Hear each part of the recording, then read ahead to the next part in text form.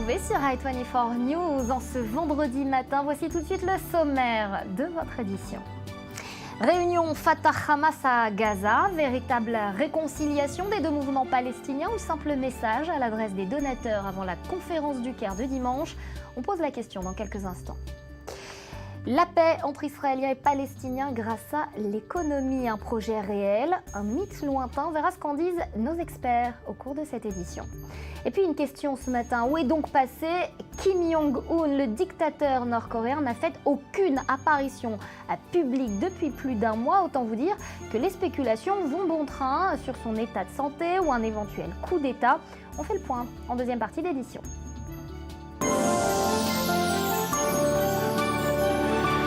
Voilà donc pour l'essentiel des titres que l'on va analyser aujourd'hui avec notre panel d'invités. Avi Pazner, bonjour et merci de nous avoir rejoints ce matin. Ancien ambassadeur israélien, Ali Waket, spécialiste du monde arabe, et Maurice Ifergan. Bonjour, merci à vous trois d'être avec nous ce matin. Maurice, on va commencer avec vous. On va faire un tour des kiosques israéliens. On commence avec le Jérusalem Post et le Haaretz qui titrent tous deux sur la réunion hier, et on va en reparler plus largement tout à l'heure, la réunion du gouvernement d'union interpalestinienne. Oui, effectivement, Nathalie, ce sont les deux quotidiens qui font leur une avec cette réunion hier de réconciliation, la énième à Gaza. Alors, le Jérusalem Post titre « Rare visite à Gaza du Premier ministre palestinien à la veille de la conférence internationale des donateurs ». Alors, le quotidien souligne que finalement, la réaction officielle israélienne est très dure. L'autorité palestinienne doit choisir entre la paix et le terrorisme, affirment des responsables israéliens.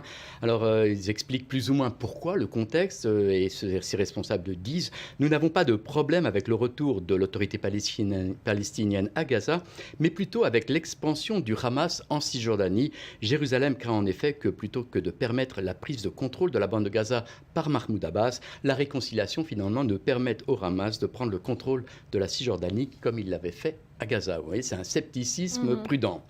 À Haaretz, pour la première fois depuis 7 ans, le gouvernement palestinien d'union est réuni à Gaza. Alors, deux éditoriaux en première page.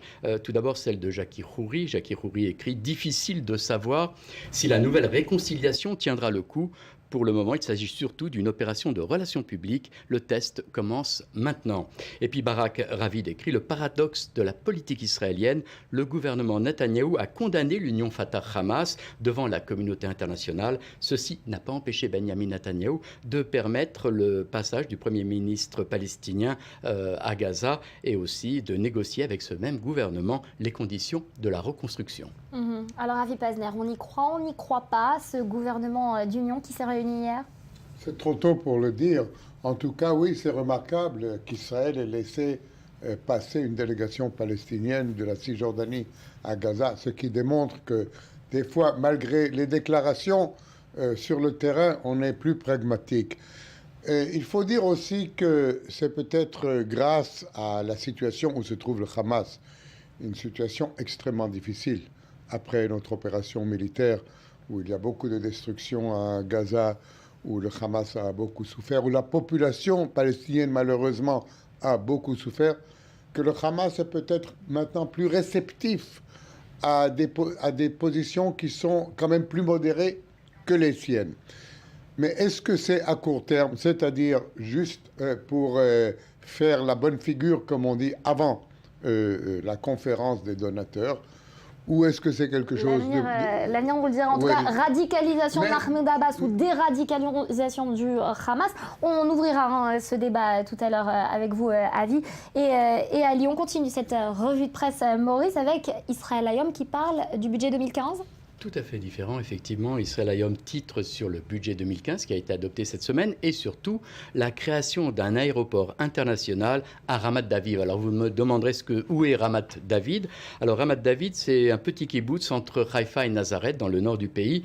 Il a été nommé au nom de Sir David Lloyd George, Premier ministre britannique, lors de la déclaration Balfour. Alors à côté de Ramat David, il y a une base de l'armée de l'air avec des pistes d'atterrissage et c'est cette base qui va être transformée en aéroport international. Normalement, l'aéroport devrait ouvrir ses portes en 2019, c'est-à-dire qu'on a encore le temps, mais le ministre des Transports prévoit finalement des travaux accélérés. Il a promis de suivre lui-même le dossier. Les travaux seront entrepris par une société privée qui aura, disons, le contrôle de l'aéroport pendant 20 ans, et après, ça passera entre les mains de l'État. Alors, il faut dire que l'aéroport Ben Gurion, dans le centre du pays, est pratiquement à saturation. Il a été construit pour une capacité de 16 millions de passagers par an. On en est déjà à 15 millions cette année. Vous voyez qu'il y avait besoin d'un second aéroport.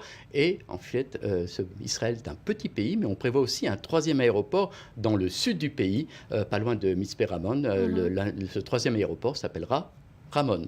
Ah ben voilà. Je ne sais pas pourquoi je suis sceptique sur ces gros titres d'Israël. Ayom, on parle d'un aéroport à Ouvda, c'est-à-dire dans le sud du pays, depuis 25 ans environ. On parle depuis 40 ans de prendre l'aéroport qui est au milieu de la ville d'Eilat et de le mettre quelque part d'autre. Ramat David, je ne sais pas pourquoi les gens vont aller maintenant en Galilée. Mettons que vous voulez partir en Europe, alors vous allez aller en haut de Galilée pour prendre l'avion. Ça vous prendra plus de temps que d'aller en Europe. Donc, c'est très beau, mais permettez-moi quand même un brin de scepticisme sur... Je vous l'accorde. Alors, on va continuer avec Maariv et le site énergie de Maariv qui titre sur cet accident qui a bouleversé les Israéliens ces derniers jours. C'est un accident de rafting au Pérou. Le corps d'un des Israéliens a été retrouvé. Alors, il faut dire que ça s'est passé à côté de Lima Tambo, une ville au Pérou, non loin de Cusco. C'était lundi dernier. Un groupe de 6 Israéliens, on n'est pas très sûr sur le nom parce que selon d'autres journaux, ils étaient 8, qui a décidé de faire du rafting sur le fleuve Apurimac. 4 d'entre eux étaient dans un canoë-kayak. Ils étaient précédés par 2 autres Israéliens qui avaient pris place avec le moniteur du groupe. Le courant les a emportés. C'était pareil, assez terrible, des vagues énormes. Et leur canoë a heurté un rocher et finalement a fait un bond à 90 degrés et s'est renversé dans l'eau. Le courant les a carrément aspirés dans les flots. On a réussi à sauver 4 d'entre eux. 2 des Israéliens ont été emportés. Alors, il y a une équipe de secours israélienne, la 669, qui est spécialisée dans la recherche des pilotes tombés en mer, qui est partie au Pérou pour participer aux recherches. On a retrouvé le corps de l'une des jeunes femmes et le deuxième est toujours recherché. Pareil pour Ynet, qui titre « Le corps d'une Israélienne a été retrouvé au Pérou ». C'est une jeune femme de 22 ans, de Ramat HaSharon. On cherche maintenant un jeune homme de 21 ans. 6 passagers dans le premier kayak, nous dit Yediot, contrairement à Énergie. 2 autres dans le kayak du moniteur. Là, ça fait 8, alors qu'on est à 6 dans le premier. On ne sait pas vraiment. Ce que l'on sait, selon la presse israélienne qui rapporte des médias au Pérou, c'est que la société qui louait ces kayaks n'avait pas d'autorisation de fonctionner depuis près d'1 an pour des questions de sécurité. Il faut dire qu'il y a déjà eu 2... C'était très dangereux. Hein, oui, il y a eu on peut voir les images. Il y a déjà 2 touristes qui ont été tués pratiquement dans les mêmes conditions. Et donc, ça fait la une des 2 principaux quotidiens du pays. Je m'étonne d'ailleurs que les jeunes Israéliens continuent de faire du kayak à cet endroit précis, parce qu'il paraît que c'est un des fleuves les plus difficiles et qu'il faut être bien entraîné. Et je ne veux pas exactement l'entraînement qu'ont ces jeunes gens en Israël, où le Jourdain, ça coule très doucement. Faire du rafting dans cette rivière, c'est extrêmement dangereux. Et je déconseillerais aux jeunes Israéliens de prendre cette route d'une aventure trop extrême. Voilà, la recherche de sensations fortes. Et de l'espoir. On peut en trouver ici, on va à Gaza, on a des sensations fortes. fortes. C'est pas tout à fait les mêmes.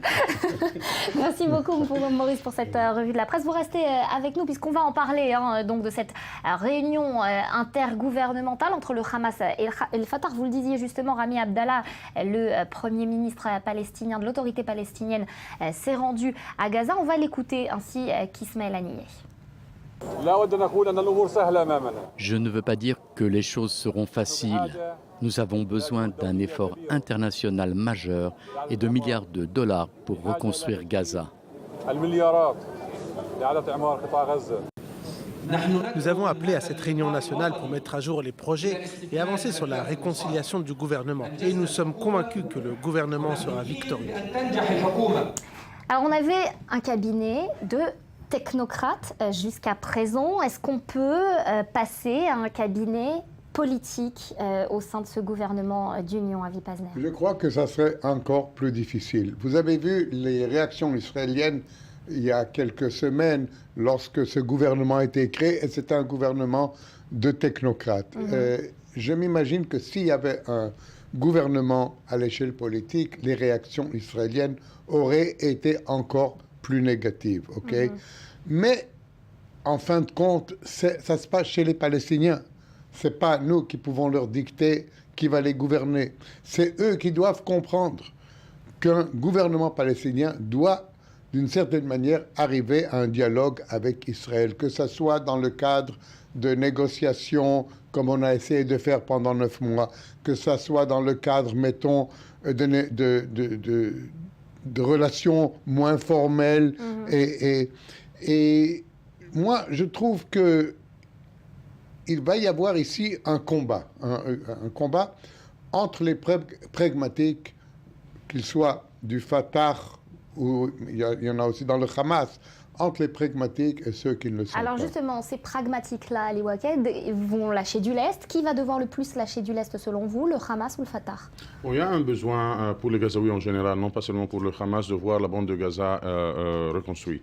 Ça, c'est un point. Donc, ce n'est pas un secret que ce qui a fait cette rencontre plus facile, ou ce qui a permis cette rencontre, c'est le fait que dans quelques jours, il y aura ce sommet, cette conférence de donateurs au Caire. Et ce n'est pas un secret que plusieurs acteurs internationaux, notamment les grandes puissances européennes, conditionnent l'exercice d'une autorité reconnue par le monde, donc par l'autorité palestinienne officiellement présidée par Mahmoud Abbas, et donc le cabinet est dirigé par le docteur Rami Hamdallah, avec sans une présentation politique du Hamas. Ce n'est pas encore un gouvernement d'union, c'est un gouvernement, le même gouvernement de technocrates qui a été fondé il y a quelques mois. Mais l'important, Nathalie, c'est que hier soir, après toutes les conférences de presse, etc., il y a eu une réunion fermée, une réunion bouclée entre Rami Hamdallah et Ismail Haniyeh, avec la présence de Mahmoud Azhar du côté du Hamas et du chef de service secret palestinien Majed Faraj, l'homme peut-être le plus proche à Abu Mazen, pour essayer de voir comment est-ce qu'on va partager ce morceau de gâteau, la bande de Gaza, entre l'autorité palestinienne et entre le Hamas.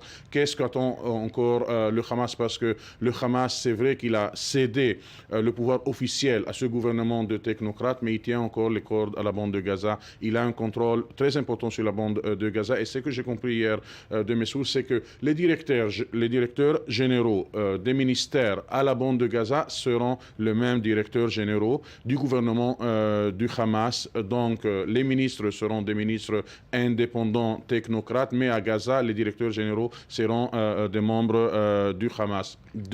La réunion hier a touché de la question de la branche armée du Hamas et son rôle, mais du coup, en même temps que cette réunion a eu lieu, la branche armée du Hamas a diffusé un appel à tous les Gazaouis qui veulent joindre des entraînements pour être recrutés plus tard dans la branche armée du Hamas. Et ça, c'est le grand défi de ce gouvernement de technocrates, d'essayer d'arriver à une entente avec le Hamas pour le monopole de la force. Le monopole de la force, à mon avis, c'est le mot-clé pour voir dans quelle direction ira la bande de Gaza. L'idéologie de la force, elle reste donc la même, du côté du Hamas en tout cas, combattre Israël. Oui, le Hamas ne changera pas, que ce soit qu'on apporte ici des gens de la Suède.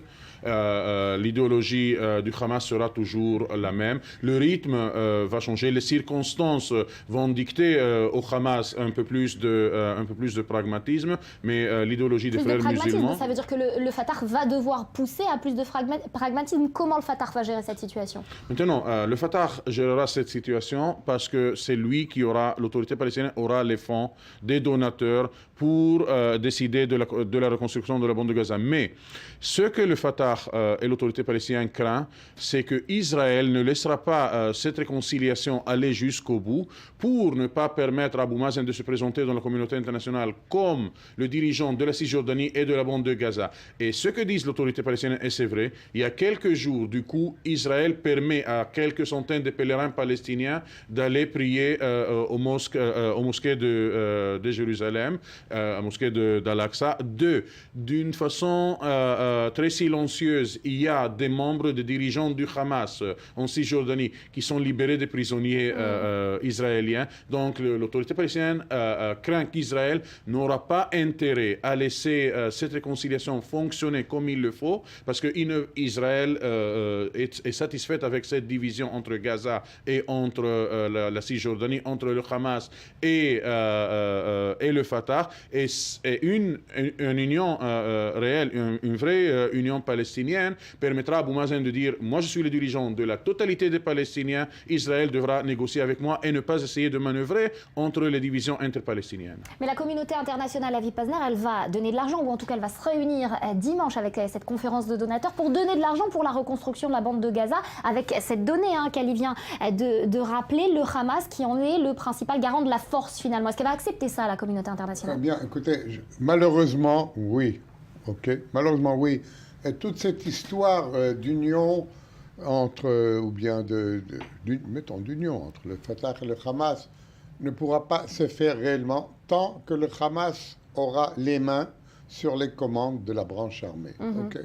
Et comme l'a dit Ali, il y a même maintenant une mobilisation de jeunes chez le Hamas. Et ça, c'est pour montrer pourquoi c'est venu aujourd'hui ou hier.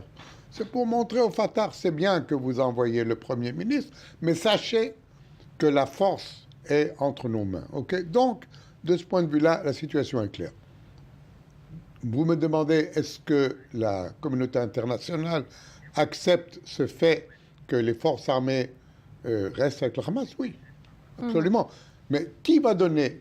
D'où l'argent va-t-il venir?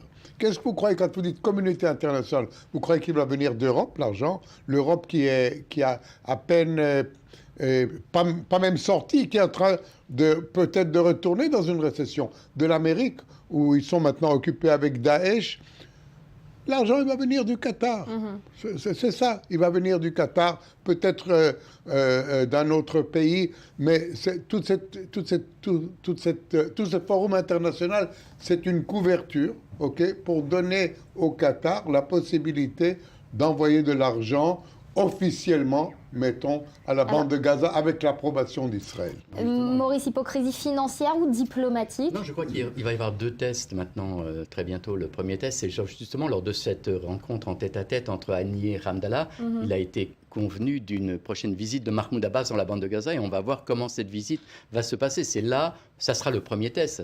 C'est une visite historique pratiquement. Le deuxième test, la première chose qui a filtré de cette rencontre du gouvernement d'union palestinien, c'était la volonté de payer les salaires des fonctionnaires palestiniens, ceux qui ne portent pas d'uniforme. Alors, on a appris que finalement, c'est le Qatar qui allait financer les salaires, et que les salaires seraient versés par le biais des Nations Unies. Donc, c'est le deuxième test. On va voir ce qui va réellement se passer. Et après, les donateurs, ils devront payer.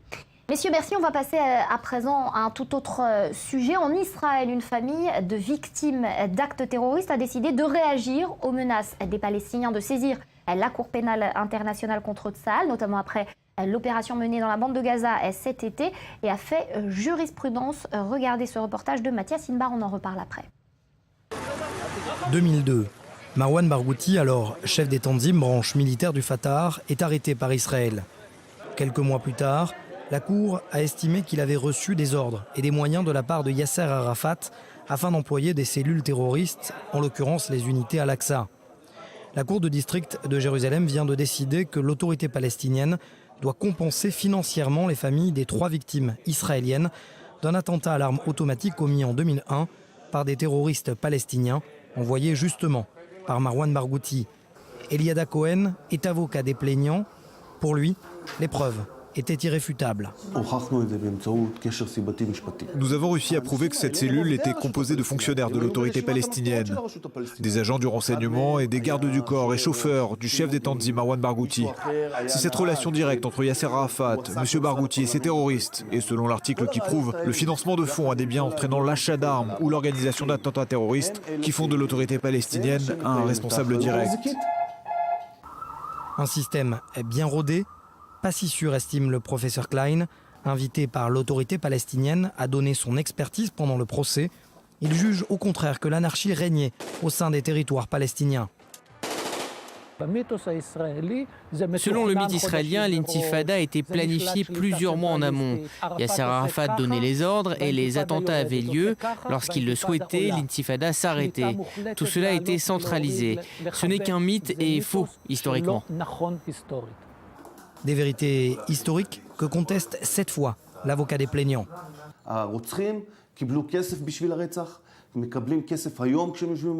Les assassins ont reçu de l'argent pour leurs actes. Ils reçoivent aujourd'hui de l'argent alors qu'ils sont en prison, ils sont respectés. Et finalement, la situation est telle que c'est avantageux de tuer des Israéliens. C'est du gagnant-gagnant. Cette décision de compensation financière doit être suffisamment punitive pour servir d'exemple.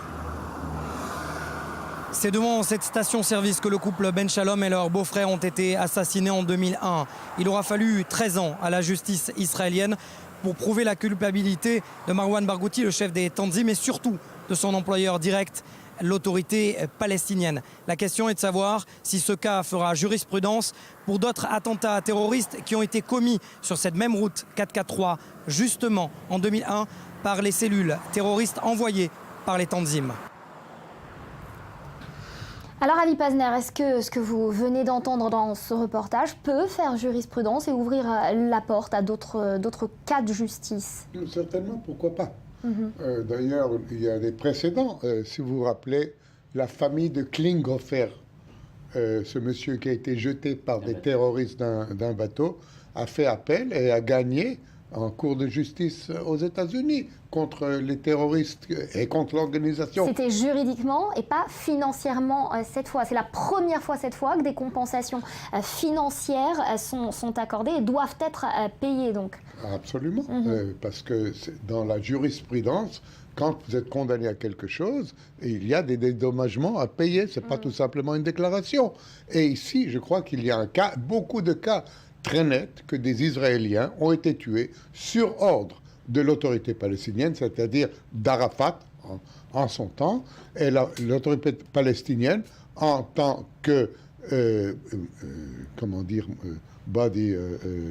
en tant que corps ou corps constitué officiel, porte la responsabilité.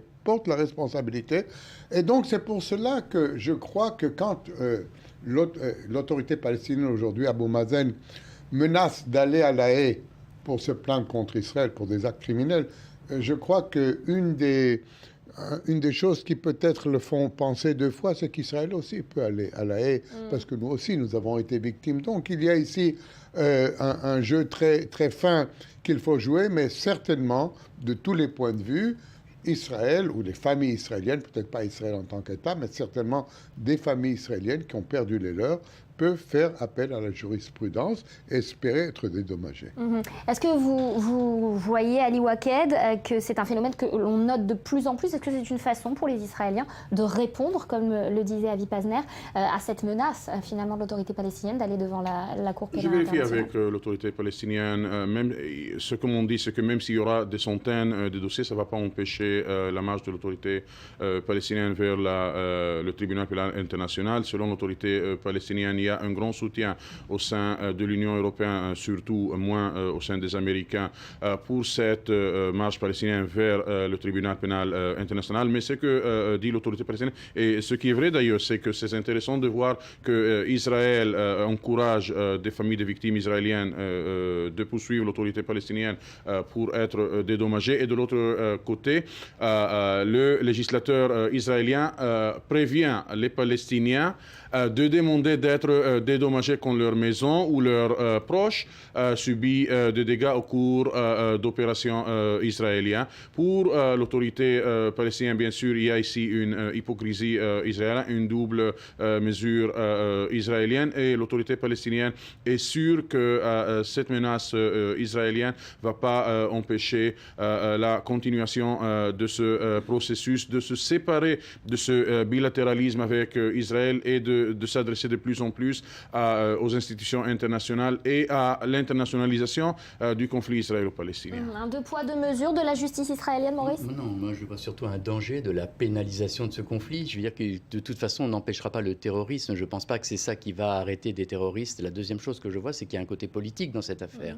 Je veux dire, Barghouti, c'est pas n'importe qui. C'est une des personnalités politiques les plus en vue dans les milieux palestiniens. C'est peut-être le seul qui pouvait reprendre la main après Mahmoud Abbas, et il y a là une volonté effectivement de lui porter atteinte. Alors d'où vient cette volonté, je ne sais pas, mais malgré tout, il y a un côté politique qu'on ne peut pas nier. À mon avis, la plus grande erreur des Palestiniens, ce serait d'aller sur la voie pénale. C'est comme dans un couple qui veut se divorcer maintenant. On peut aller chez le juge, et c'est le juge qui va décider qu'est-ce que ça... Mais ne vaudrait-il pas mieux s'arranger entre nous? Alors, il y a beaucoup d'ententes à l'amiable. Hein. On entend aussi beaucoup d'autorités palestiniennes qui tentent de trouver un accord à l'amiable avec les Israéliens. En fin de compte, moi je crois qu'en fin de compte, il faudra qu'Israël et les Palestiniens trouvent un accord. Et ce n'est pas dans une cour de justice qu'on va trouver un accord. Ce n'est pas à La Haye qu'on va trouver un accord. Même si ça prend 1 an, 5 ans, 10 ans, à la fin, il faudra trouver une solution. Et une solution, on la trouve qu'en se parlant, pas en allant dans une cour de justice. Donc pas devant les cours de justice nationales internes, mais pas devant les cours de justice internationales non plus. Cette action unilatérale de se présenter devant la cour pénale, elle est aussi critiquée par un certain nombre Oui, Nathalie, il faut aussi voir le contexte inter-palestinien. Abou Mazen voit que plus le temps passe sans arriver à un accord diplomatique, un accord politique avec Israël, plus les radicaux gagnent d'influence au sein de la société palestinienne. Et ce que craint Abou Mazen, c'est que demain, il sera le chef d'une nation qui n'est pas dépêché d'arriver à un accord de paix avec Israël, et qui laissera les djihadistes moins radicaux, plus radicaux, à gérer la situation avec Israël. Et dans ce cas-là, les djihadistes, vous savez, n'ont pas une horloge, n'ont pas une date butoir pour arriver à établir leur agenda. Donc Abou Mazen, il craint que la société palestinienne refusera un accord si jamais cet accord sera proposé dans quelques années. Il sait qu'il doit arriver le plus vite possible à un accord. Le problème, c'est que l'autorité palestinienne, avec des alliés européens, les grands pays européens, la France, l'Allemagne, etc., pensent que le gouvernement en place en Israël n'est pas un gouvernement qui peut arriver à un accord de paix. Le soutien que la marche de l'autorité palestinienne vers les institutions internationales a reçu par les Européens, c'est quelque chose qu'en Israël, on n'aime pas trop parler de ce sujet, mais l'autorité palestinienne n'est pas seule dans sa marche vers les institutions internationales. Alors, si la paix ne peut pas se faire via la justice, on verra tout à l'heure si elle peut se faire via l'économie. Un projet réel ou un mythe lointain, on verra ce qu'en disent nos experts présents sur ce plateau en cours d'édition. À tout de suite, messieurs, après un nouveau journal.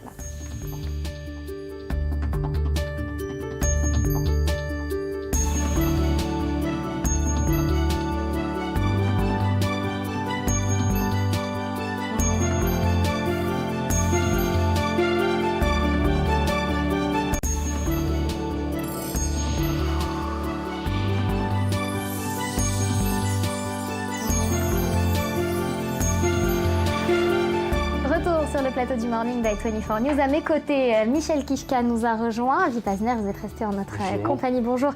Michel, on va commencer par vos dessins, comme tous les vendredis. Et on parle, alors le sourire va forcément retomber un petit peu, de ces égorgements de Daesh qui continuent d'infester la toile et d'écœurer le monde entier, avec ces bombardements qui semblent un peu inefficaces, en tout cas pour le moment, de cette coalition internationale. Vous savez, les bombardements inefficaces, on le savait.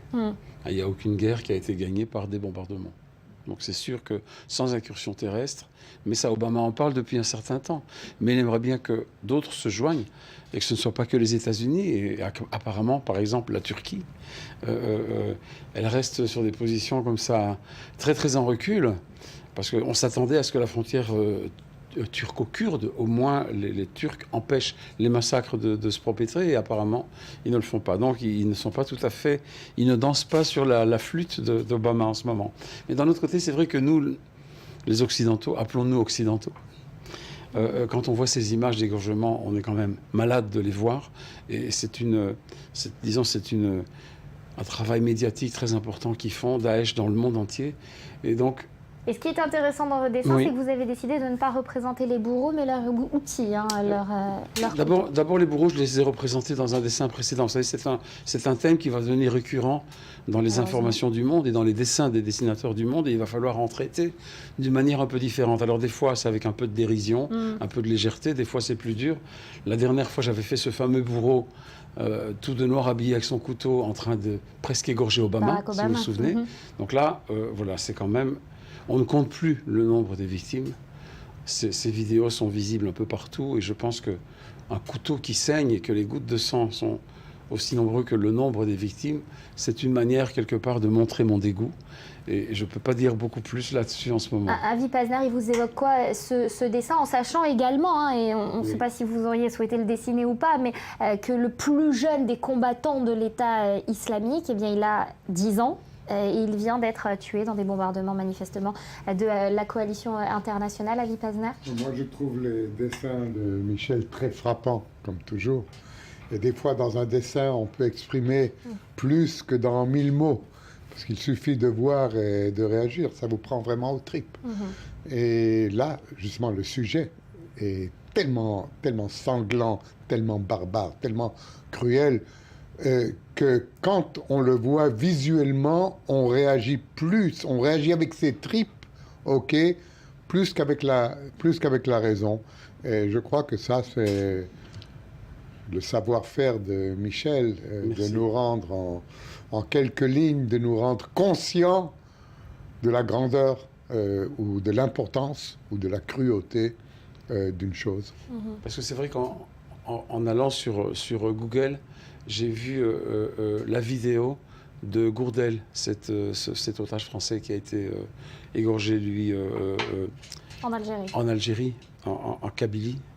Et j'étais dans un état psychique un peu lourd. C'est pour ça que je n'ai pas pu faire un dessin un peu plus léger. Ce sera pour la prochaine fois, peut-être. En espérant que l'actualité... Sur un autre sujet. On continue dans la difficulté, la dureté en tout cas de l'actualité ces dernières semaines. Le nombre de victimes d'Ebola qui ne cesse de croître avec cette épidémie qu'on a l'impression de ne plus pouvoir contrôler. C'est-à-dire on est en train de parler d'Ebola comme on parlait du sida, à l'époque où c'est devenu vraiment l'épidémie nouvelle dont le monde entier parlait et les moyens de le combattre. Et donc il est question dans les chiffres d'un investissement de 32 milliards de dollars, c'est ce que disent les spécialistes, ou 26 millions d'euros, si je me souviens bien des termes, pour arriver à éradiquer totalement l'Ebola. Et donc ça a été une manière de faire une affiche wanted un peu à la western, avec cet Ebola, dont c'est l'image numérique que je vois un peu partout. Et voilà, Ebola, serial killer, et c'est dead not alive, donc il le faut mort, et c'est la somme que ça va coûter. Parce que ce qui est en train de se passer, c'est que, exactement comme pour le sida, c'est une maladie qui, d'Afrique, arrive en Occident. Et à partir du moment où ça arrive en Occident, c'est très cynique, et c'est très dur de le dire, mais tout d'un coup, on commence à s'y intéresser au niveau de la recherche, au niveau de la manière de le combattre. Et tant que ce n'était que le continent africain qui était touché, ça n'intéressait pas tellement l'Occident. Alors justement, est-ce que vous avez eu l'occasion de discuter d'Ebola avec vos collègues dessinateurs qui viennent d'Afrique? Est-ce qu'ils dessinent eux aussi sur ce qui se passe sur leur sol? Alors ils sont les premiers à dessiner, je n'ai pas eu l'occasion d'en discuter avec eux, mais je vois leurs dessins, je suis leurs dessins. C'est une préoccupation qui est devenue majeure. Et c'est vrai que ça va rentrer dans les dessins des gens. Préoccupation informative aussi, même pour les dessinateurs de presse? Ah, ça, je n'ai pas vu, mais sûrement en Afrique, le dessin de presse est beaucoup plus fort qu'ici.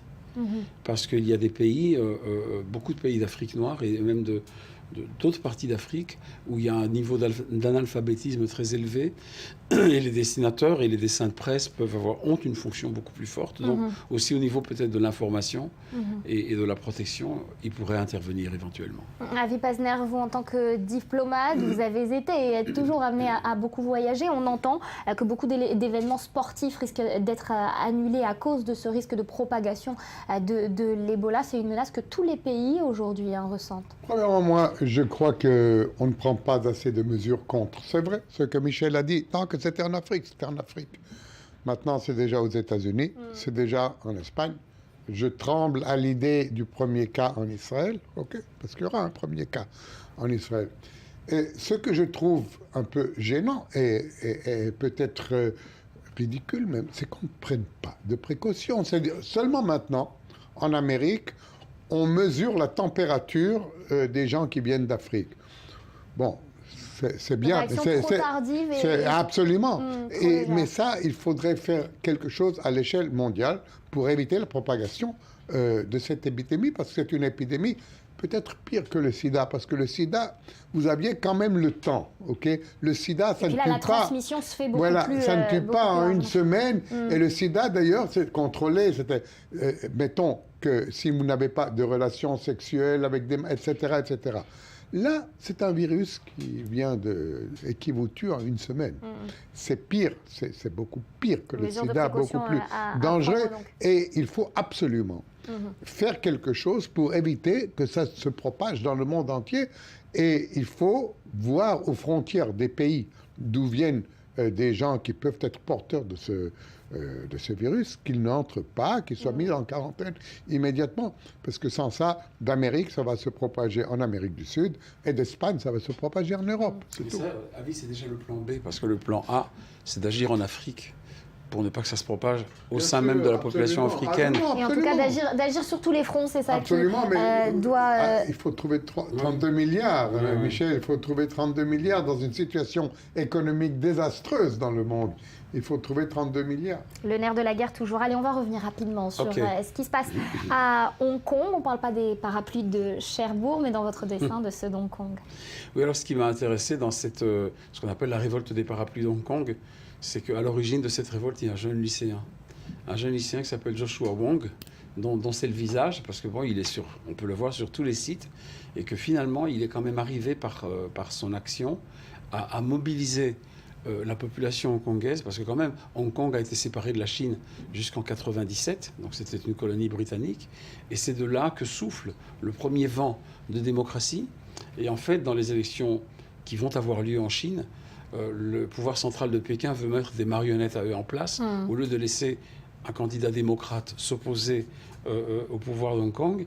Et donc cette manifestation est belle, et moi j'ai tout simplement utilisé dans le dessin ce parapluie comme une parabole, et grâce à laquelle on sait enfin ce qui est en train de se passer à l'intérieur de la Chine. Parabole finalement à tous les niveaux, parabole satellitaire, mais parabole aussi dans le sens littéraire de ce qui est en train de se passer. Et ce qui se passe, c'est le passage de l'ancien régime, en tout cas de l'ancien niveau social et économique social de la Chine, à cette nouvelle richesse qui fait naître des idées nouvelles, des idées de liberté, des idées de démocratie, et ça ne fait que commencer. Et Hong Kong, c'est le départ de quelque chose de beaucoup plus grand, à mon avis. Un mot à présent, Michel, sur Modiano et son nouveau prix Nobel de littérature. Alors hier, j'ai entendu ça, j'étais très content. J'ai lu quelques livres de Modiano que j'aime beaucoup. J'aime beaucoup un peu son désespoir et sa mélancolie. Et puis, il y a eu une interview de lui sur France 2, et il n'avait pas de mots en bouche, tellement il a été lui-même abasourdi par la nouvelle. Et c'est quand même incroyable qu'un auteur de 30 romans, tellement lu, ne soit pas capable d'articuler 2 phrases, tellement qu'il est pris par l'émotion, tellement c'est un homme il est peu médiatisé. C'est un homme qui n'est pas sur tous les plateaux de télévision comme certains autres auteurs. C'est pas Mike Beder, c'est pas d'autres. Et il y avait quelque chose dans... quelqu'un de I24 News pour parler à sa place. Exact. Il y avait dans sa gêne quelque chose de touchant, je trouve. Quelque chose de touchant. Et c'est un très beau prix. C'est vrai que de tous les prix, on parlera peut-être la semaine prochaine du prix Nobel de la paix. À notre avis, personne ne va l'avoir, personne ne le mérite.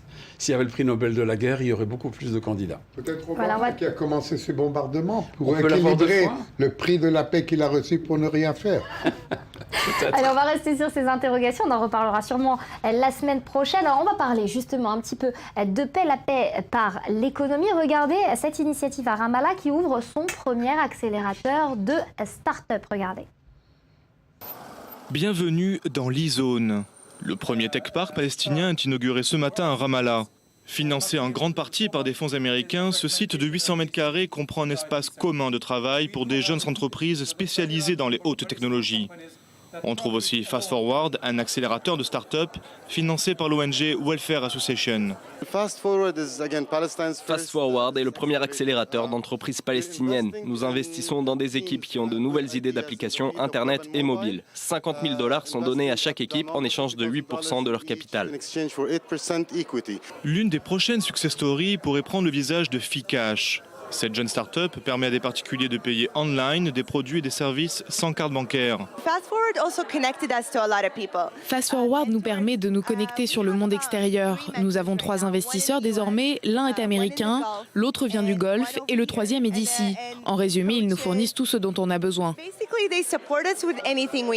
L'USAID est un des partenaires majeurs du projet. L'agence d'aide au développement est directement pilotée par le ministère des Affaires étrangères américain. Elle donne et investit plus de 370 millions de $ par an dans les territoires palestiniens. Et de plus en plus dans des projets high-tech. Tout d'abord, on investit dans ce qui va réussir et nous pensons que le secteur high-tech à Ramallah sera très profitable. Nous mettons en relation les entrepreneurs avec les investisseurs, surtout ceux de l'international. On crée des opportunités, très souvent avec des grandes entreprises comme Google, Microsoft ou Cisco. On met en relation les compétences et on crée des partenariats. Les États-Unis ont bel et bien mis en œuvre une diplomatie économique. John Kerry, le secrétaire d'État américain, avait même annoncé l'année dernière un plan d'investissement de 4 milliards de $ dans les territoires palestiniens. Mais déjà, les mastodontes de la Silicon Valley comme Google, Cisco et Intel investissent main dans la main avec les diplomates américains pour développer l'économie palestinienne. La prospérité serait le chemin de la paix, et la croissance, celle d'un État palestinien. Pour nous, le gouvernement américain doit regarder à long terme, rechercher la création d'un État palestinien, une économie saine et stable, un secteur privé. Tout ça passe par une économie de la technologie. Bien que la Cisjordanie ou Gaza n'ont pas accès à la 3G ou à une connexion Internet à haut débit, en à peine 10 ans, un véritable écosystème est sorti de terre. Avec 300 entreprises, 2000 ingénieurs diplômés par an, la part du high-tech palestinien a atteint les 6% du PIB aujourd'hui, contre 1% en 2008. Je pense que le secteur des high-tech compte déjà 100 millions de $ de fonds prêts à être investis. Désormais, il nous faut trouver de nouvelles idées, de nouveaux projets et de nouveaux entrepreneurs pour traduire ces idées en de véritables affaires profitables. Le ministre, dans son discours, parlait de la Palestine comme la future nation start-up du monde arabe.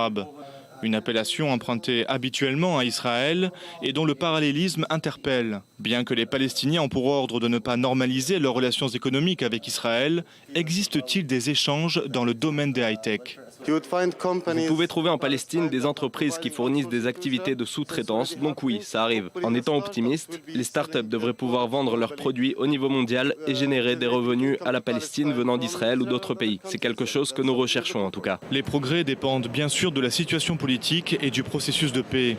Quant aux possibilités économiques, elles sont réelles au niveau régional. Le marché arabe de l'Internet, plus de 80 millions d'utilisateurs, est en pleine croissance et source de demande. Alors voilà, on s'éloigne là du prix Nobel de la paix dont on parlait tout à l'heure pour faire la paix avec le peuple d'en bas, finalement, là où les politiciens... Oui, non, mais par l'économie, par faire la paix avec le peuple et non pas via les politiciens qui parfois sont un peu... Nathalie, j'étais très heureux de voir ce documentaire parce que je crois que le développement économique est une des réponses à notre situation avec les Palestiniens. Si, par exemple, la Cisjordanie venait à se développer technologiquement, ils auraient beaucoup moins intérêt à une confrontation avec Israël. Ce n'est pas la seule réponse. Et je pourrais dire que les dirigeants israéliens, eux aussi, ont compris l'importance de ce développement économique d'une façon différente. Par exemple, Netanyahou a poussé cette idée déjà depuis plusieurs années qu'on peut arriver à une coexistence par l'économie. Shimon Peres aussi a vu l'économie comme une porte pour arriver à un accord de paix. Voilà ces idéaux et ces idées qu'on espère voir se développer. Et donc ce qu'on voit là, à mon avis, c'est un développement positif. Merci beaucoup, messieurs, d'avoir été ce matin sur notre plateau. À suivre, on va parler de Kim Jong-un. Vous allez voir, il a disparu. On ne sait pas où il est. À tout de suite.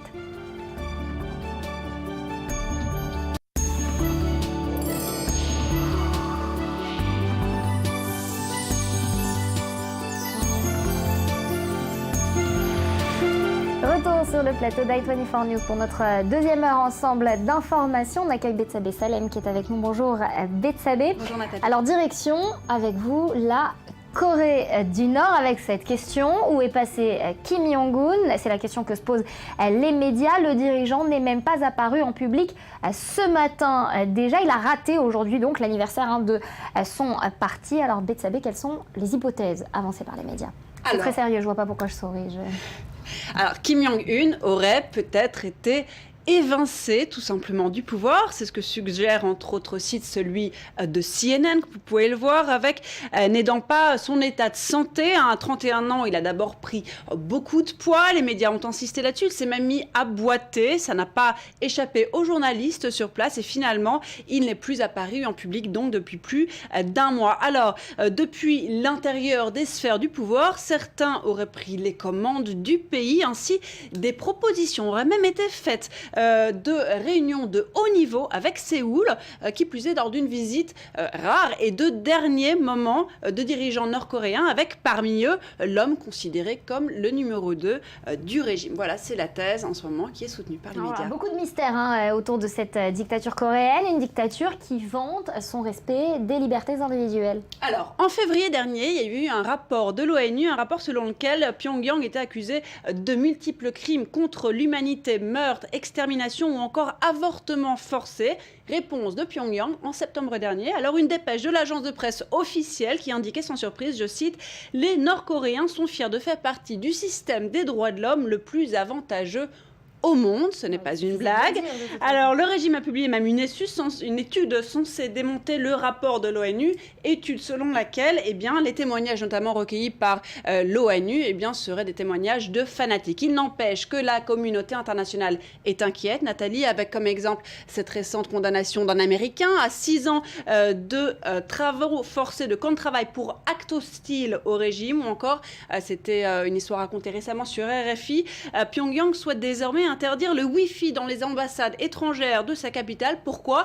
Parce que Pyongyang interdit Internet et que certains Nord-Coréens avaient trouvé cette parade en allant se brancher sur ce réseau sans fil des ambassades. Voilà, alors on va analyser cette question avec un spécialiste de la Corée du Nord, auteur de Corée du Nord, État voyou. Pierre Rigoulot est avec nous par téléphone. Bonjour, merci d'avoir accepté de répondre à nos questions ce matin. Alors, Kim Jong-un qui disparaît, bonjour. Comment vous interprétez ça?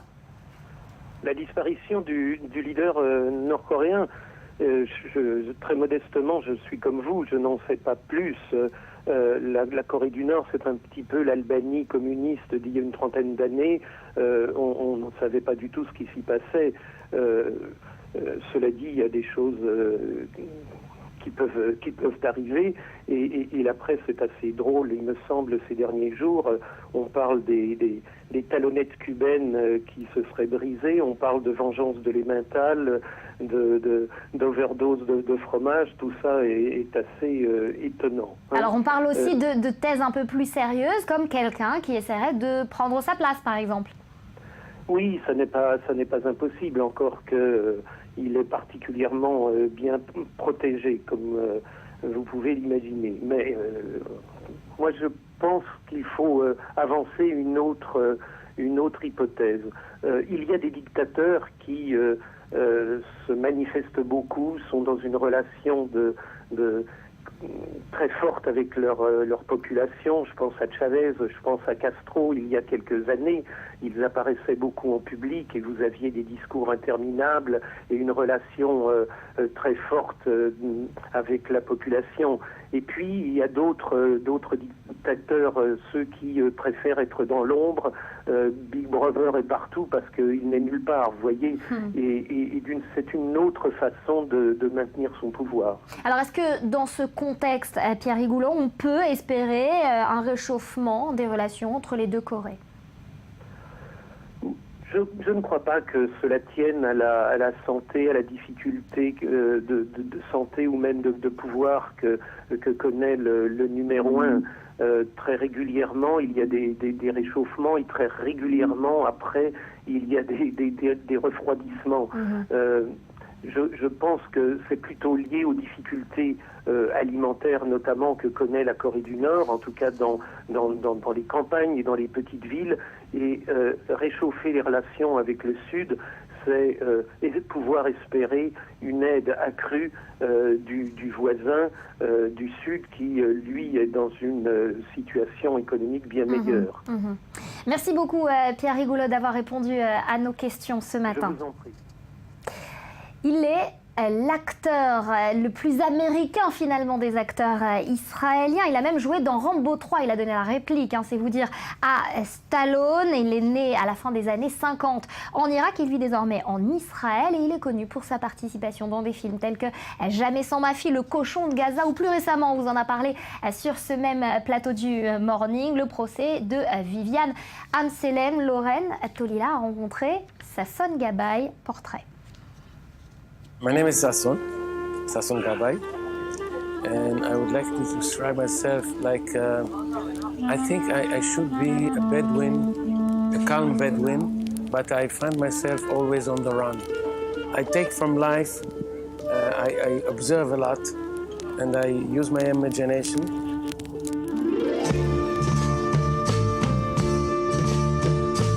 Most of the material that I took from is from the childhood. It's like fortune cookies. Everybody would know the truth about myself. Best gift you've ever received. I think my kids. This is the best gift. All right, now let's see. It's your last drink and meal on earth. What will it be? So it will be a rice and kube, Iraqi kube, and a glass of red wine. Another one. The craziest experience on set or on stage. Lately, there was the war in Israel, and I was on stage doing Cher Trésor. And in the middle, or towards the end of the play, there was an alarm, and we had to stop the play. And a minute later, when we go back, somebody from the audience told me, "I think there's another alarm." And I asked the audience, "Please wait for another second. We are almost finished the play." So that's kind of a crazy thing that I can think about.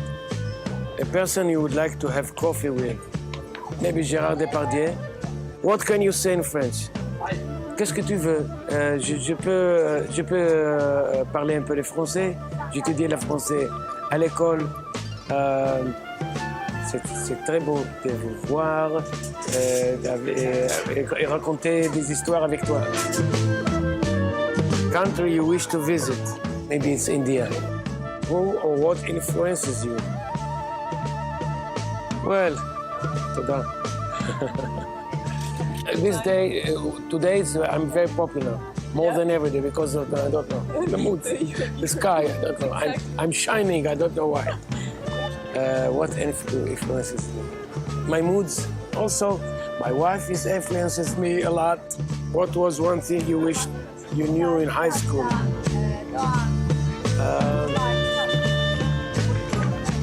That one day girls will love me.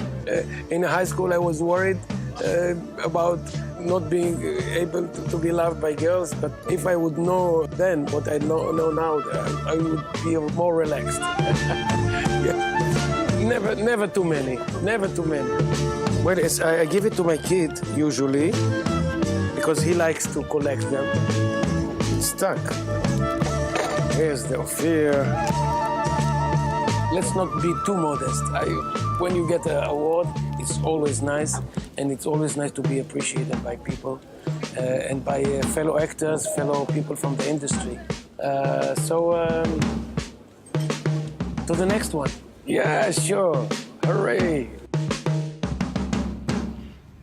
Et voilà, nous aussi, on a beaucoup aimé raconter des histoires avec toi et Sasson Gaba. Et des histoires, on va en raconter avec vous, Mathias Inbar. Bonjour. Merci de nous avoir rejoints sur ce plateau un peu moins fraîche et vivante, en tout cas, ce matin. Alors, vous vous souvenez sûrement de la disparition d'Oron Shaul, d'Adar Goldin. C'était lors d'une attaque dans la bande de Gaza. Ça s'est passé cet été au cours de l'opération Bordure Protectrice. Eh bien, c'est la véritable hantise de Tsahal, l'enlèvement d'un soldat même mort, déclenche immédiatement une procédure. C'est connu sous le nom, Mathias, de code Hannibal, et ça a été utilisé à ce moment-là pendant l'opération Bordure Protectrice. Ça pourrait avoir été utilisé. On parle avec beaucoup de précautions, toujours le milieu de la défense. On regarde de quoi il s'agit. Éclairage ensuite en plateau de Mathias Inbar.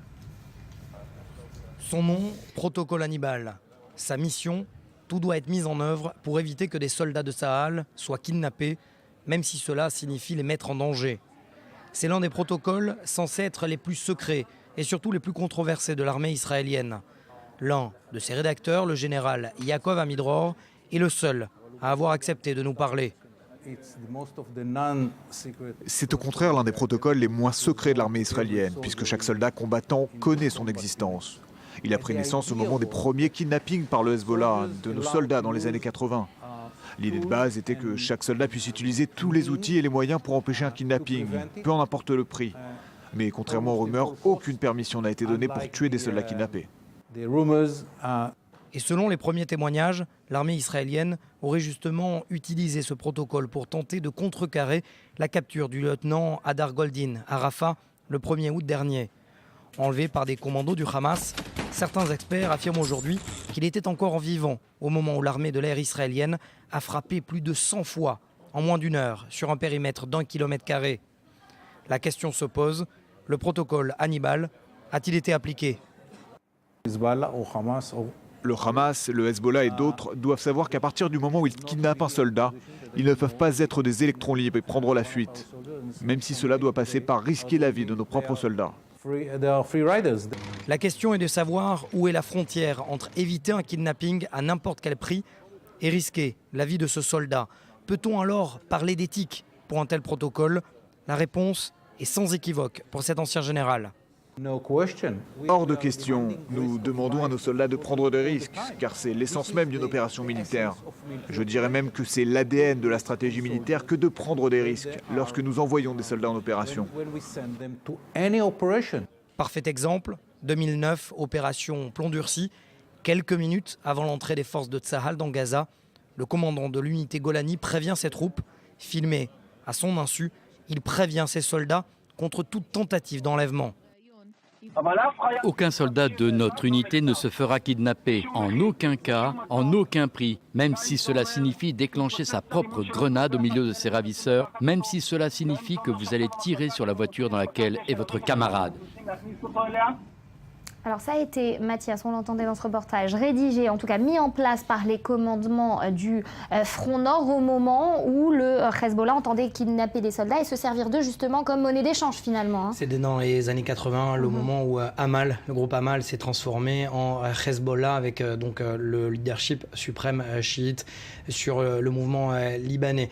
Oui, effectivement, c'est de là qu'est parti ce protocole Hannibal, dont à partir du moment où effectivement le général Amidror, qui était commandant des renseignements de la région Nord, a estimé qu'il fallait absolument établir un protocole pour éviter un kidnapping. Alors cela ne remet pas la responsabilité justement sur les soldats, mais bien sur les commandements. Et c'est là tout l'intérêt d'un protocole de ce type-là, d'un code Hannibal, c'est que le soldat sait ce qu'il a à faire. C'est pas qu'il n'est en train de se poser la question au moment où ça se passe, c'est qu'il a un code presque écrit, un modus operandi au moment où ça se passe. Concrètement, un soldat qui est en train, soit qui est en train de se faire kidnapper, soit un bataillon qui voit un autre soldat se faire kidnapper, doit utiliser n'importe quel moyen, tous les moyens dont il dispose pour éviter le kidnapping. Effectivement, je le dis dans le sujet, c'est ça qui doit nous frapper. Quelle est la frontière entre éviter un kidnapping et tuer ce soldat? La frontière est extrêmement légère, mais c'est là toute la morale, effectivement, de ce code, ou en tout cas un code éthique, c'est que vous devez éviter de faire en sorte que votre camarade soit une monnaie d'échange dans le futur. Est-ce que c'est un conflit moral auquel seule l'armée israélienne est confrontée? Que la question se pose-t-elle uniquement au sein de l'armée israélienne ou au sein d'autres armées également? La question s'est posée dans d'autres armées engagées dans d'autres conflits internationaux. Je pense à la France et aux États-Unis. Il n'y a pas de code de ce type en France et aux États-Unis. La preuve, c'est que, par exemple, aux États-Unis, si un avion, un sous-marin, par exemple, est pris en otage, il est en direction d'un port, par exemple, à Los Angeles, dans la baie de Los Angeles. En direction d'une zone peuplée. Exactement. Le sous-marin sera immédiatement détruit par l'aviation, par un drone.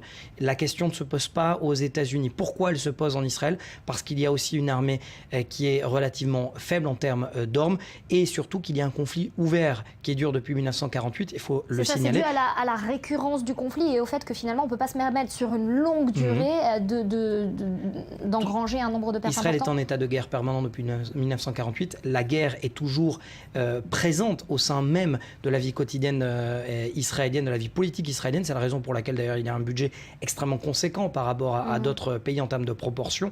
Et bien évidemment, il faut le souligner, et Israël, à chaque fois qu'elle laissera un soldat kidnappé, eh bien, se fera automatiquement punir tout simplement par le Hamas ou le Hezbollah comme monnaie d'échange.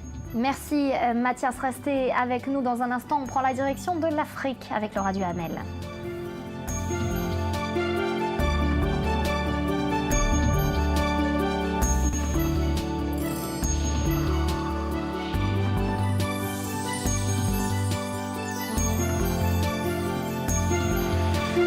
Dernière partie de notre morning et en notre compagnie Betsabé Salem est restée à nos côtés. Laura Duhamel, vous nous avez rejoint. Bonjour. Merci d'être avec nous. Rudy Saada, honoré de votre présence ce matin. Betsabé, on commence avec vous. 5 clics, 5 infos. On commence par quoi?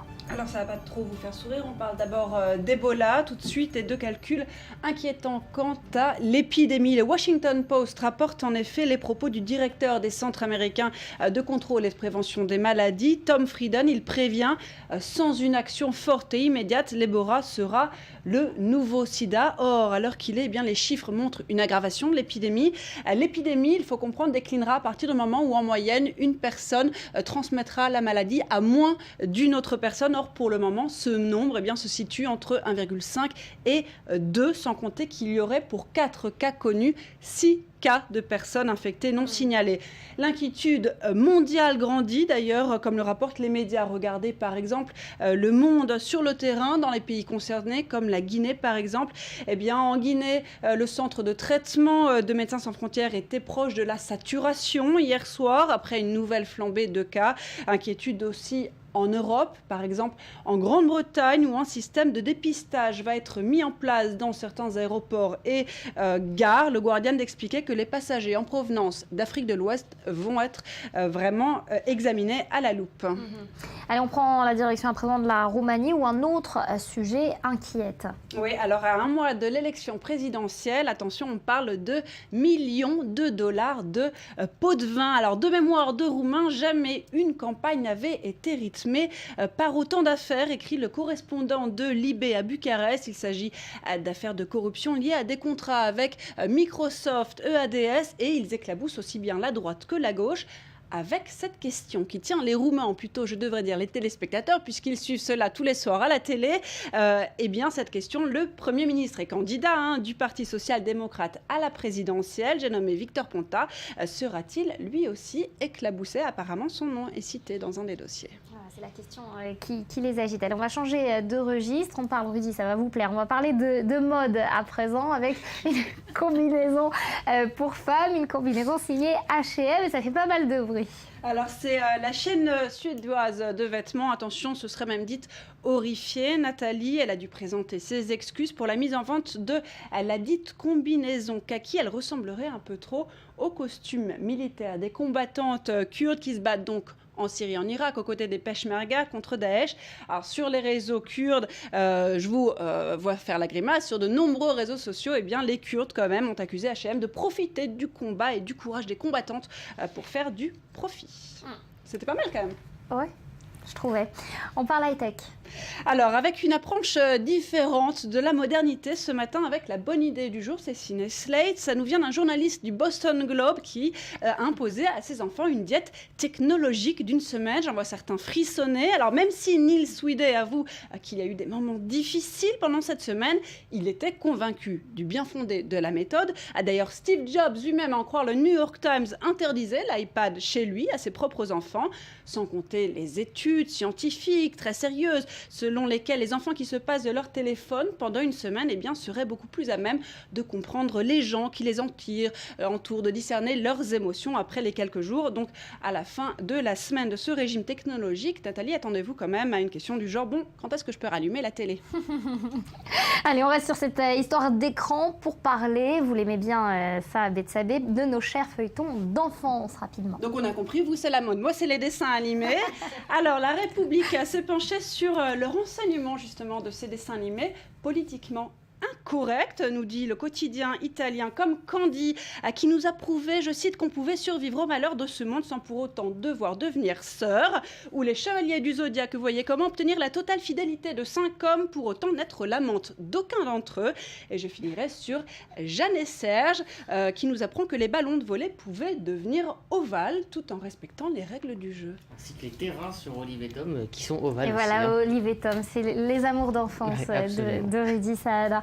Merci, on va vous renommer le Bruno Bettelheim du dessin animé. Merci beaucoup Betsabé Salem d'avoir été avec nous ce matin. Vous restez en notre compagnie puisqu'on va parler d'une danse inventée, Laura, par les Africains esclaves aux États-Unis et aujourd'hui secoue le monde de la danse, mais de la mode également. Exactement. Alors le stepping, c'est l'une des danses les plus rythmées que l'on connaisse et qui puise son rythme dans le corps même du danseur. Alors les pieds frappent le sol en cadence, les danseurs claquent des mains et des cuisses. C'est une danse et une musique à la fois et c'est une danse, vous le disiez, qui plonge au cœur de l'histoire américaine car les racines du stepping remontent au temps des plantations. À cette époque, les propriétaires blancs interdisaient aux esclaves d'utiliser des tambours. Le stepping est donc né, ce fut une façon de reproduire les rythmes de l'instrument. Regardez.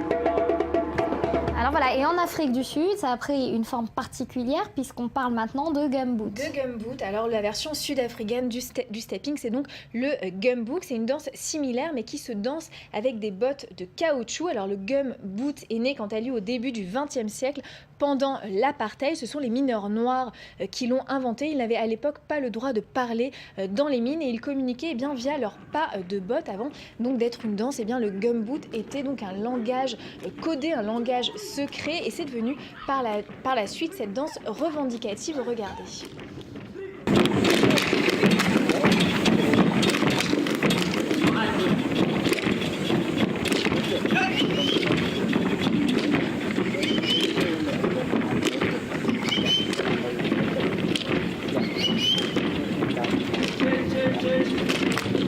Alors Alors justement, vu les racines de ces deux mouvements, est-ce qu'on peut parler de politisation de cette danse, de ces chorégraphes? Oui, c'est une question qui se pose évidemment. Mais on peut penser que ça traduit des revendications politiques puisque c'est une danse extrêmement rythmée qui concerne justement la communauté noire. Alors en réalité, le stepping, il est né en tant que danse au début du XXe siècle au sein des fraternités noires américaines. Et en fait, c'est plutôt une façon de célébrer la communauté noire américaine. C'est d'abord un chant de ralliement pour exprimer une unité, pour exprimer une dignité. C'est une danse finalement beaucoup plus identitaire que politique, même si évidemment, je vous l'accorde, la nuance reste très fine. Et écoutez, justement, Lee Annette Noble, si je le prononce bien, qui est chorégraphe et danseuse de stepping et qui nous en parle. Ça crée une connexion entre ceux qui entendent et ceux qui pratiquent. Quand vous vous déplacez comme un seul être à l'unisson, vous avez ce sentiment de responsabilisation. Vous vous dites, je ne suis pas que moi-même, je suis toute cette équipe. Pendant l'esclavage, les tambours furent interdits alors qu'ils faisaient partie de notre culture, de la culture afro-américaine. Et ils étaient utilisés pour les rythmiques. Donc leur disparition nous ont poussés à trouver des façons créatives de retrouver ces rythmes en tapant des mains, en bougeant les pieds. Beaucoup de styles de danse puisent leurs origines dans cette histoire, comme les claquettes, le stepping et d'autres. Et voilà, on l'a vu avec les dessins animés de Betsabe, on le voit avec la danse. Il y a toujours un message derrière, politique ou pas. Alors, ça y est, on l'avait promis à Rudy, ça ne débarrassera pas non plus. Le stepping qui secoue le monde de la danse, mais de la mode également. Voilà. Rudy, justement. Alors donc, c'est assez étrange comme association, je vous l'accorde.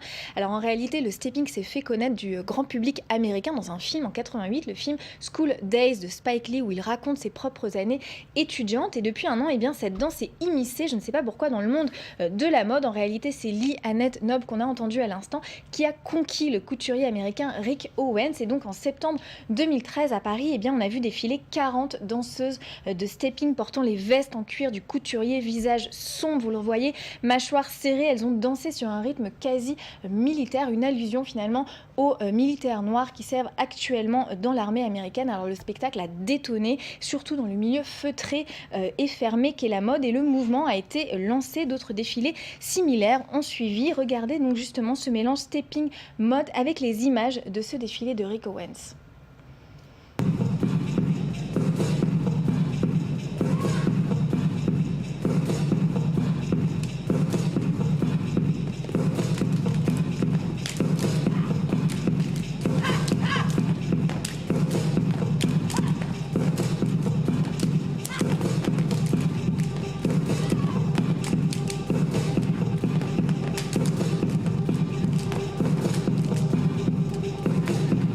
Tout est politique, des réactions, Betsabe?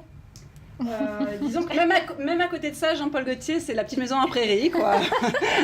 Et voilà, on attend de voir ça au défilé Chanel. Je suis sûre que j'y serai, vous nous en parler. Forcément. Non, mais il y a une private joke derrière avec ce qui s'est passé ce matin en salle d'habillage. Bah oui, voilà. Allez, Rudy, aujourd'hui, vous avez une mission, venir nous parler du thème de votre prochain social blog, dont la première diffusion sera demain, samedi, 21h40. Soyez donc au rendez-vous. Et donc, dans cette émission de demain, vous allez parler de ces sites de rencontres qui, en 10 ans, ont finalement, d'une part, changé la manière de se rencontrer, mais plus encore, ça a changé les relations entre hommes et femmes. Ce sera toute la question de l'émission. Alors, certains pensent qu'on est au cœur d'une nouvelle révolution, alors que d'autres pensent que la rencontre a tout simplement changé de support, passant du réel au virtuel, pour revenir après dans le réel. En tout cas, en 10 ans, les sites de rencontres et les applications de dating ont pris une place qui est considérable, une évolution qui se voit même en chiffres. Par exemple, une étude de l'université de Chicago qu'on verra dans l'émission démontre qu'un tiers des Américains mariés entre 2005 et 2012 se sont rencontrés via Internet, et on est passé donc d'un mode de rencontre qui était à la base alternatif à un mode de rencontre qu'on appelle grand public, mainstream, qui séduit les tranches d'âge de plus en plus hautes. À la base, c'était réservé plutôt aux jeunes, et puis désormais, ce sont des gens de 50-60 ans qui se rencontrent également grâce à Internet.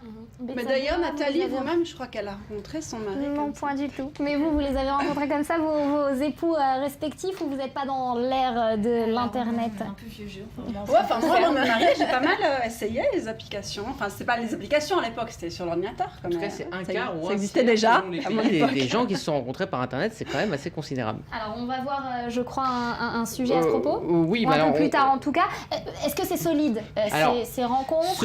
Est-ce que ça tient? Cette fameuse enquête de l'Université de Chicago, les couples du net sont plus solides. C'est-à-dire qu'il y a moins de divorces sur les couples qui se sont rencontrés par Internet que sur les couples qui se sont rencontrés de manière traditionnelle, sachez-le. Alors, vous parlez d'éphémère, c'est vrai, mais il y a une application qui remporte un grand succès cette année et qui incarne justement ce côté éphémère, c'est le fameux Tinder. Je ne sais pas si vous l'avez déjà essayé ici. Personne, d'accord. Alors là, c'est une application qui est utilisée pour des rencontres vraiment très éphémères. On fait vraiment son marché. Alors, on a mené l'enquête. On va voir un bout du reportage qui sera diffusé demain. Je vous propose donc, c'est une enquête sur Tinder qu'a réalisé pour nous et pour Social Blog Léa Volbert. J'ai testé Tinder, génial.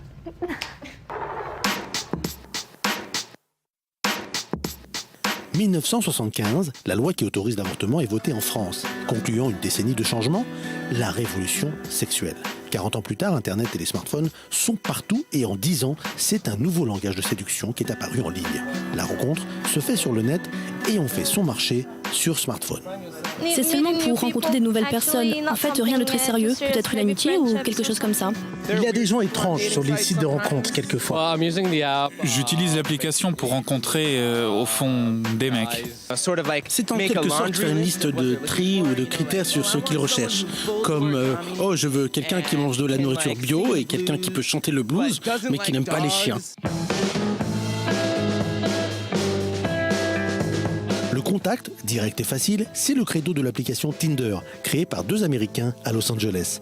Le principe est simple, vous localisez les célibataires proches de vous et la rencontre est immédiate. Gilad en est un adepte.